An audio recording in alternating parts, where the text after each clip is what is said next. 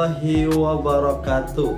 Perkenalkan, nama saya Muhammad Rozan Fikri, NIM B91219108. Ingin menjawab UAS teknik Hitobah. Soal yang pertama, ada berapa macam khutbah menurut ajaran Islam? Jawabannya ada 10.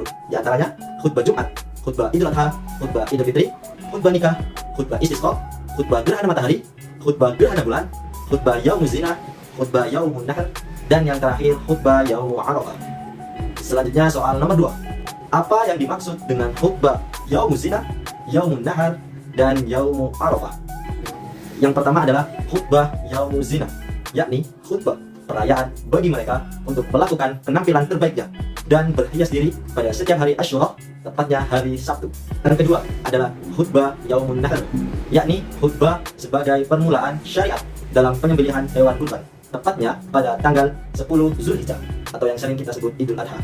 Terakhir adalah khutbah yaumul arafah, yakni khutbah yang dilakukan saat Hajjatul Wada pada tanggal 9 Zulhijjah. Hal yang ketiga, sebutkan sumber topik khutbah. Sumber topik khutbah dapat diperoleh dari diri sendiri, orang lain, perpustakaan, dan media. Nomor 4. Apa yang Anda ketahui tentang intonasi dalam berpidato? Intonasi atau biasa dikenal intonation, yaitu nada suara, irama bicara cepat dan lambat atau alunan nada dalam melafalkan kata-kata, tidak datar atau monoton. Intonasi menentukan ada tidaknya antusiasme dan emosi dalam berbicara. Soal yang terakhir adalah, apa pengertian gaya bahasa menurut Asmuni Syukri? Jawabannya adalah, bebas gaya bahasa atau style adalah ciri khas pembicara dalam menyampaikan suatu pesan kepada pendengar yang meliputi gerak tangan, gerak anggota tubuh, mengerutkan kening, arah pandang, membaca teks pidato, dan sebagainya. Demikian yang bisa saya sampaikan, kurang lebihnya saya memohon maaf. Jazakumullah khairan kasiran ala ihtimamikum. Assalamualaikum warahmatullahi wabarakatuh. Assalamualaikum warahmatullahi wabarakatuh. Alhamdulillahirabbil alamin wa bihi nasta'in wa ala umuri dunya waddin. Wassalatu wassalamu ala asyrafil anbiya'i wal mursalin sayyidina wa maulana Muhammad sallallahu alaihi wasallam. Amma ba'du. Alhamdulillah, kali ini saya akan berceramah tentang apa itu Idul Adha.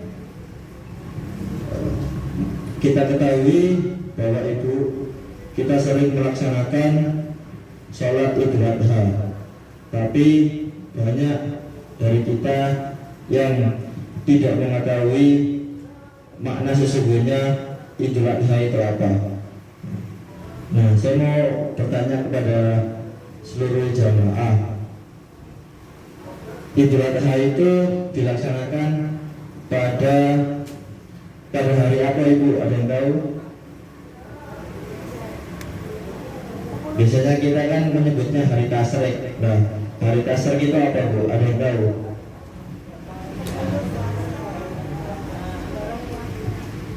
Nah ya, betul. Ada yang bilang hari yang diharamkan untuk berpuasa. Nah, jadi hari tasyrik adalah jatuh pada tanggal 10 sampai 13 Zulhijjah ya. Nah, disitulah Idul Adha atau ibadah kurban itu dilaksanakan sesuai dengan surat Al-An'am ayat 62. Qul inna salati wa nusuki wa mahyaya wa mamati lillahi ta'ala. Qul, katakanlah, inna salati, satu menit, salatku, wa mati, ibadahku, wa nusuki, ibadahku, wa mahyaya, hidupku, wa mati, matiku, lillahi ta'ala, kedua Allah Ta'ala. Nah, dari 4 definisi tersebut, Idul Adha atau Hari Raya Kurban itu masuk kepada wa nusuki itu ibadah. Nah, secara definisi Idul Adha atau secara bahasa Arab yakni udhiyah, artinya hari menyembelih hewan kurban. Nah, dan hari raya Idul Adha ini juga berpedoman pada surat Al-Kautsar ayat 1 sampai 2 yang bunyinya inna a'tainakal kautsar fasalli lirabbika wanhar. Kerjakanlah salat dan dirikanlah salatmu karena Tuhanmu, dan wanhar, berkurbanlah. Nah, ibu-ibu dan adik-adik sekalian, saya kan mengetahui beberapa syarat hewan kurban menurut beberapa ulama. Nah, syarat hewan kurban yakni ada empat syarat. Yang pertama adalah ketika memilih hewan kurban domba, yakni berumur 1 tahun dan masuk pada tahun kedua. Dan yang kedua, kambing atau umur 2 tahun atau memasuki tahun ketiga yang sudah tanggal 2 giginya atau biasa disebut istilah awal ya. Nah, terus unta yang tanggal 2 giginya juga umur 5 tahun dan memasuki tahun ke-6. Khusus di Indonesia, unta hanya dimiliki kebun binatang Surabaya, tidak diperjualbelikan. Nah, yang keempat ini sapi atau kerbau. Nah, untuk unta dan sapi bisa mencukupi bagi 7 orang yang bersekutu dalam berkurban. Maksudnya, jadi satu sapi itu bisa dibuat ibadahnya 7 orang sekaligus. Nah, walaupun misal kita waktu datangnya Idul Adha tidak mampu, tapi kita mengumpulkan 7 orang untuk membeli sapi, nah itu ibadahnya sah. Sesuai ketentuan di sini di buku ini. Dan sedangkan kalau satu ekor kambing hanya mencakup 1 orang, tidak lebih, tidak seperti sapi tadi. Nah, selanjutnya hewan yang dibuat kurban tidak boleh menderita cacat yang dapat mengurangi bagian yang layak dikonsumsi. Karena itu tidak sah. Hukumnya tidak sah ketika kita berkurban tetapi hewan yang kita kurbankan itu mengalami cacat seperti buta, terus pincang, terpotong atau lepas bagian motornya, terus sakit, dan hewan yang kurus. Nah, ada beberapa pendapat ulama kalau ada hewan yang telinganya sobek atau retak tetap sah menjadi hewan kurban.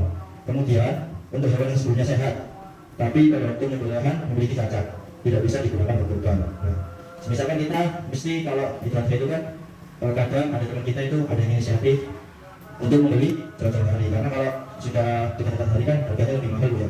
Tapi kalau kita belinya 3 bulan sebelumnya atau 5 bulan sebelumnya pasti harganya berbeda. Nah, ketika ibu beli itu sehat sapinya, tapi ketika mau disembelih tiba-tiba hewan yang ibu beli itu misalnya sapi mengalami sakit atau pincang dan lain sebagainya, nah itu tidak sah dikurbankan.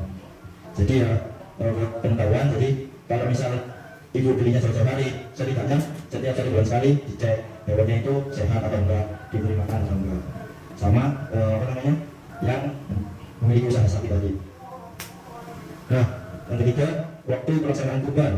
Waktu pelaksanaan kurban dimulai sejak selesainya khutbah Idul Adha hingga tenggelamnya matahari pada akhir hari Tasyrik.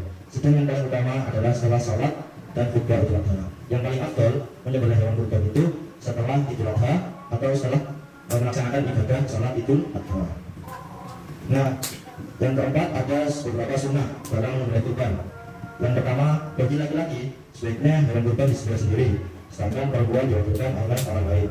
Yang kedua, sebaiknya hewan kurban disembelih di rumah orang yang berkurban. Yang ketiga, menenjamkan alat penyembelihan. Nah, dari ketiga ini kita bisa maknai bahwa kalau kita membeli hewan kurban sebaiknya tadi menajamkan alat buat menyembelih dan juga berkurban di rumah sang orang yang berkurban tadi. Dan yang keempat, penyembelihan dilakukan dengan menggunakan alat penyembelihan pisau, pedang, pokoknya benda tajam ya. Dan yang kelima, bila yang disembelih kambing atau sapi sebaiknya dimiringkan ke sisi kiri dan mengikat semua kakinya kecuali kaki belakang yang sebelah kanan. Yang keenam, menghadapkan hewan sembelihnya ke arah kiblat. Begitu juga orang yang akan membeli. Nah, yang jagalnya ini juga seharusnya sebaiknya itu menghadap kiblat. Terus membaca basmalah, Bismillahirrahmanirrahim, lalu sholawat, terus baca doa. Doanya ketika menyembelih adalah Allahumma hadza minka wa ilaika wa taqabbal minni. Begitu. Nah, yang terakhir ini adalah pembagian hewan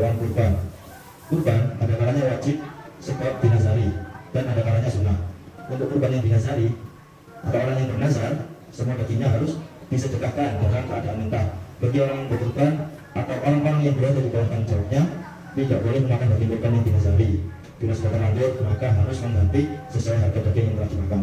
Kan biasanya ada itu orang itu kalau misalnya gajinya cair pada bulan waktu dekat sama Idul Adha, aku adalah mau kurban 10 sapi misalnya. Nah, yang bernazar itu tidak boleh atau diharapkan untuk memakan dagingnya. Jadi sebaiknya disedekahkan atau dibagikan kepada orang lain. Atau kalau misalnya sudah terlanjur dimakan, maka orang yang bernazar tadi mengganti seberapa potong tadi yang dia makan. Seperti itu. Itu kalau untuk yang nazar itu. Sedangkan kurban itu sunnah, hanya wajib disedekahkan sebagai dagingnya dalam keadaan mentah. Yang lebih utama, orang yang berkorban hanya memakan beberapa iris daging saja untuk mengharapkan berkahnya, dan sebaiknya yang dimakan adalah hatinya, sedangkan sisanya disedekahkan semua. Demikianlah yang dilakukan Rasulullah.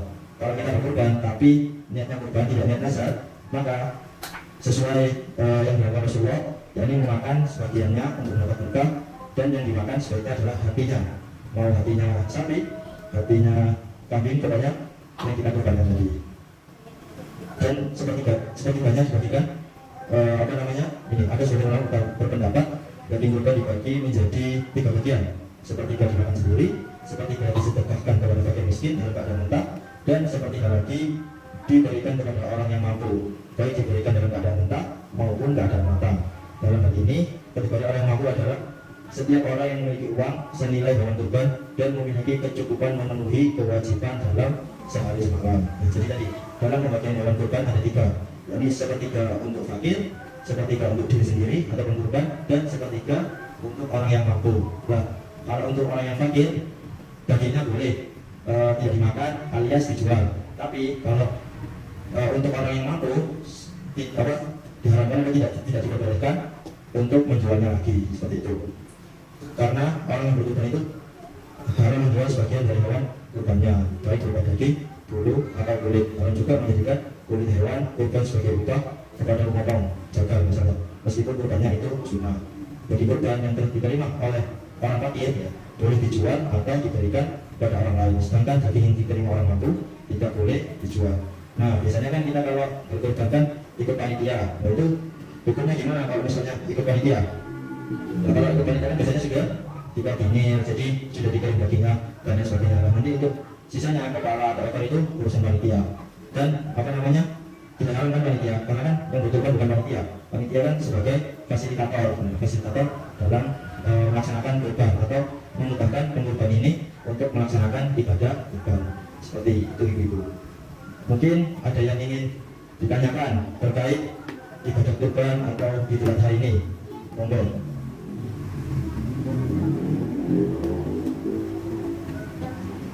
Kalau misal nggak ada yang ditanyakan, saya tidak boleh benar.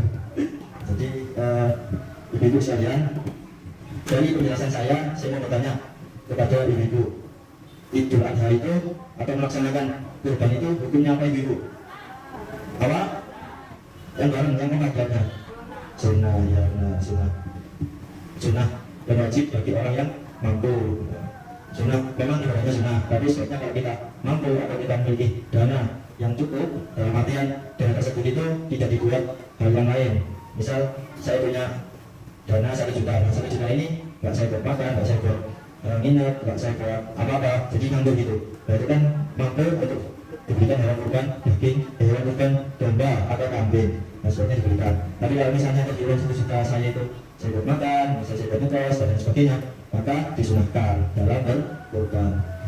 Dan peristiwa ini terjadi setiap setahun sekali dan diperingati pada tanggal berapa, ibu? Tanggal 11 sampai 13 bulan Dzulhijjah. Kalau di kalender Masehi tanggalnya itu bertepatan untuk sekarang ini berarti 10 ya, tanggal 10 atau tanggal 20 ya, 20 Juli. Nah, seperti itu. Nah, mungkin sekian yang bisa saya sampaikan. Ilalika ma'asalam, ma'afik ila qaum tarik. Assalamualaikum warahmatullahi wabarakatuh.